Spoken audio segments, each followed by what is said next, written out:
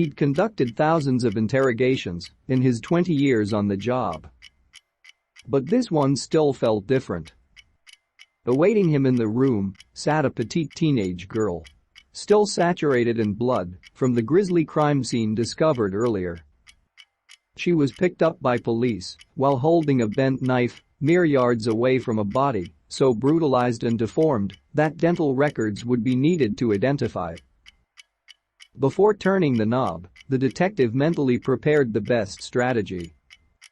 He powered down his phone as to avoid the flurry of texts and calls from his nagging wife.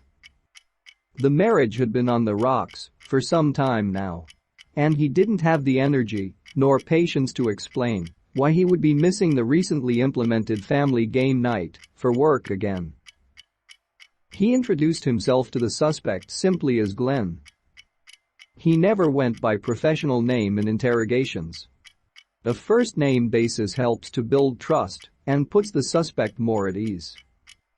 He began with the usual small talk, but got silence. He tried the ego-up technique by expressing that the suspect must have been justified to commit such a heinous act. Self-defense, perhaps? Crickets. He raised his voice and threatened severe consequences if she didn't talk. Nothing? The girl was a brick wall. Then the detective did something that he hadn't done before.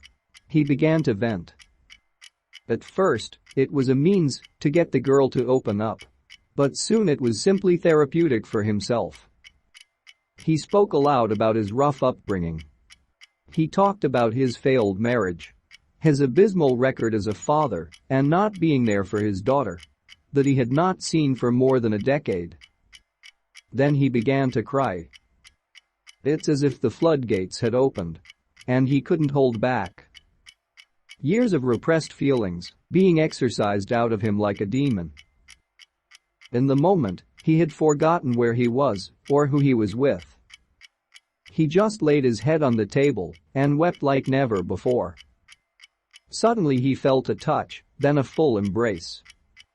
He glanced up through tears to see the girl now hugging him, tears streaming down her face as well. Without even thinking, he hugged back. Then the girl began to open up.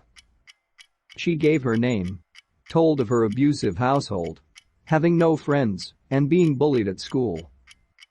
She was just about to discuss the crime itself when he stopped her. For the first time in his career, he didn't want the suspect to incriminate themselves. He told her to seek counsel, but she insisted that she needed to confess to release this burden from within. But Glenn wasn't having it. He turned off the recording device and told her the interview had concluded. He gave the girl one last hug and turned to exit when he heard her voice squeak out. Becky Lang. That was her name. Detective Lang went numb as he locked the door and turned back around, realizing this was his own long-lost daughter.